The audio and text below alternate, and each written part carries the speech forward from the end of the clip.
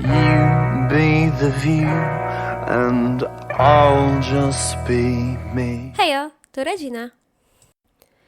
Dziś przychodzę do Was z filmem na temat tego, jak Królewna Śnieżka, zrobiona przez Disneya w 1937 roku, była odbierana przez widzów, a jak Królewna Śnieżka jest odbierana współcześnie. Królewna Śnieżka i Siedmiu Krasnoludków z 1937 roku jest to pierwszy pełnometrażowy, kolorowy film animowany. Był przełomem kina, który każdy chciał zobaczyć. Był wielkim ryzykiem Disneya. Produkowany był przez 2 lata, poświęcono na niego masę pieniędzy, $1,5 miliona. Wzięło w nim udział masa rysowników i malarzy oraz operatorów filmowych, a także słynni aktorzy. Disney stworzył na potrzeby filmu specjalne studio. Z założenia od razu miał być dystrybuowany na cały świat i miał posiadać dubbing. Postacie według Disneya miały mówić językiem odbiorców, by lepiej wczuć się w postacie. Co ludzie mówili o filmie? Reakcja ludzi była spójna. Film ten jest arcydziełem, łączy w sobie elementy artystyczne i teatralne. Film przedstawia nam prawdziwe, baśniowe, malowane obrazy z połączeniem wspaniałych piosenek i symfonicznej muzyki oraz gry aktorskiej, która budzi postacie dwuwymiarowe do życia. Film sprawia, że osoby dorosłe budzą na nowo uśpione w sobie dziecko, a każde ówczesne dziecko marzy o tym, by film zobaczyć. Wielu ludzi podkreślało po latach, że film zrobił na nich ogromne wrażenie. Po zobaczeniu go niektórzy obudzili w sobie nową pasję, którą był film rysunkowy i zachwycili się możliwościami nowego medium. Sami chcieli zacząć tworzyć filmy, choć trochę podobne do Śnieżki. Inni zaś przypisali temu doświadczeniu niezapomniane wspomnienia magicznego świata. Co mówiła prasa na ten temat? Prasa masowo rozpisywała się na temat nowego filmu z Ameryki, który był ówczesną sensacją. Społeczeństwo interesowało się nowymi nowinkami technicznymi z tematyki kina po przełomie dźwiękowym w latach 20. Królewna Śnieżka była uważana za kolejny etap rozwoju kina, który każdy powinien zobaczyć. Pierwszy długometrażowy, kolorowy, dźwiękowy film rysunkowy, rozpisywały się gazety. Na nagłówkach można było przeczytać także: film przebija sukcesy kasowe Chaplina. Prasa przekazywała także informacje dotyczące treści filmu. Informowała także o tym, że kina przedłużają czas wyświetlania, gdyż film jest wielkim sukcesem, np. z tygodnia lub 3 na 10 tygodni. Prasa pisała także: każdy chce go zobaczyć, mały i duży. Film podbija cały świat, w tym Polskę. Kina w całej ówczesnej Polsce są pełne od rana do wieczora. Trzeba śpieszyć się z kupnem biletów. Właściciele biją się o możliwość wyświetlania filmów w swoich kinach. Jak reagowali krytycy na film? Film jest wspaniały, łączy w sobie elementy malarskie i aktorskie, ubogacone piękną muzyką i piosenkami. Film posiada zarówno elementy grozy za sprawą wiedźmy i humoru dzięki krasnoludkom oraz dramatu. Umiejętnie łączy je ze sobą, tworząc baśniowy klimat filmu. Dzieło Disneya jest prawdziwą sztuką. Film łączy w sobie wszystkie cuda ówczesnej techniki kinematografii. Dorośli także chcieli zobaczyć film, nie tylko dzieci. Film był uważany za przełom w kinie, więc wielu ludzi chciało brać udział w historycznym momencie kina.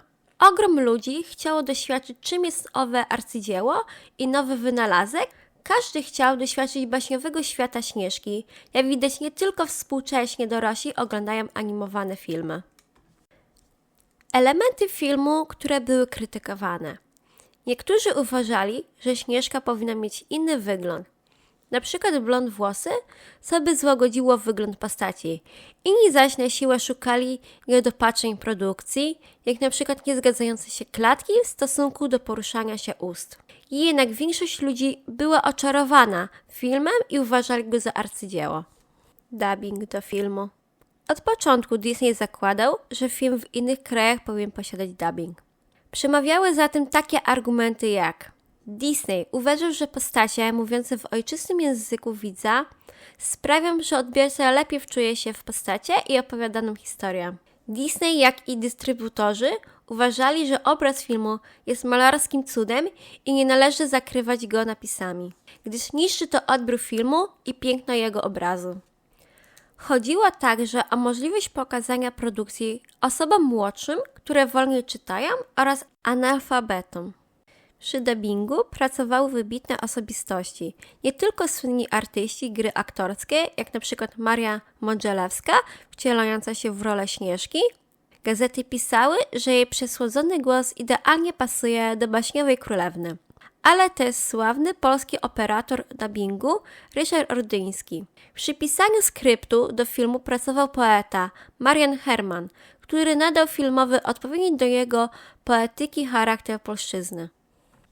Każdy element filmu, nawet zagraniczny dubbing, musiał być robiony z ogromnym rozmachem i starannością, co pokazywało perfekcjonizm i ambicje Walta Disneya, a także rozmach samego filmu, za czym szło zainteresowanie widza, więc i środki pieniężne na dopracowanie każdego elementu związanego z filmem. Odbiór po premierze. Film był rozchwytywany przez kina z całego świata. Film z dubbingiem trafił także do Japonii, co tylko pokazuje rozmach i sukces produkcji. Wszyscy dosłownie oszaleli na punkcie Królewny Śnieżki.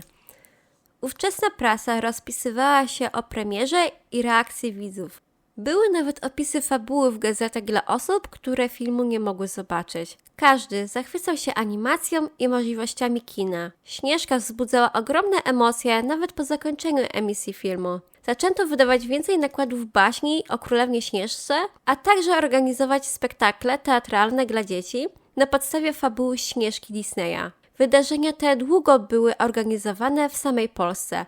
Potrafiły utrzymywać się nawet po wojnie do lat 70.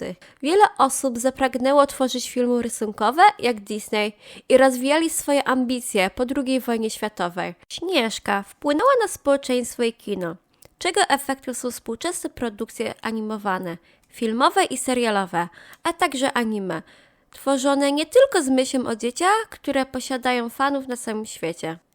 Reakcja na nową Śnieżkę od Disneya. Królewna Śnieżka i Siedmiu Krasnoludków z 1937 roku została ciepło i hucznie przyjęta przez odbiorców na całym świecie. Ale jak to się ma do remake'a wytwórni Disneya z tego roku? Współcześni widzowie nie przepadają za remake'em Śnieżki, można wręcz powiedzieć, że nią gardzą. Przemawiają za tym zarówno polskie, jak i zagraniczne recenzje. Powody takiego odbioru przez społeczeństwo są różne.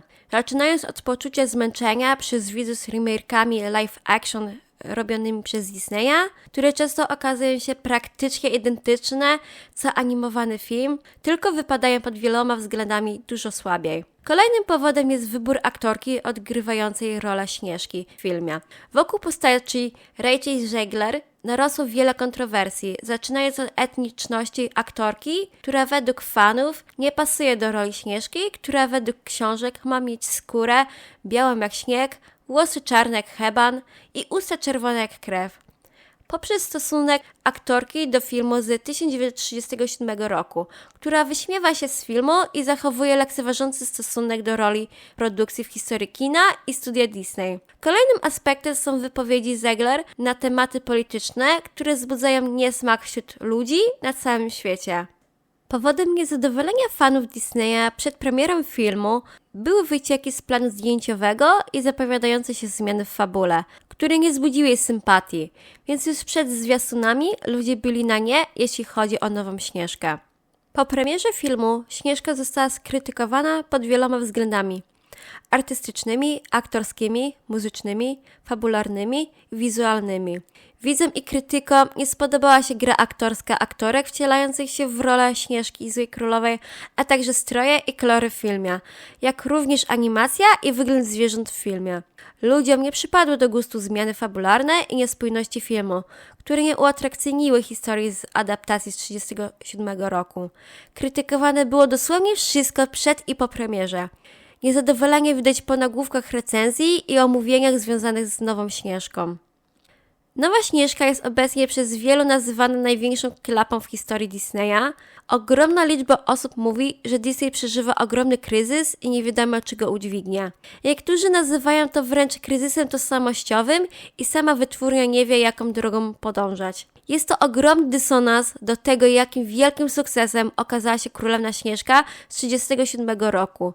Była sukcesem technicznym, artystycznym i nową możliwością kina, która wpłynęła na rozwój animacji na świecie i ambicje późniejszych pokoleń. A wy co o tym sądzicie? Podoba wam się nowa i stara wersja Śnieżki? Czy Disney według was utracił swoją magię i przeżywa kryzys? Piszcie w komentarzach, a ja się z wami żegnam. Do zobaczenia!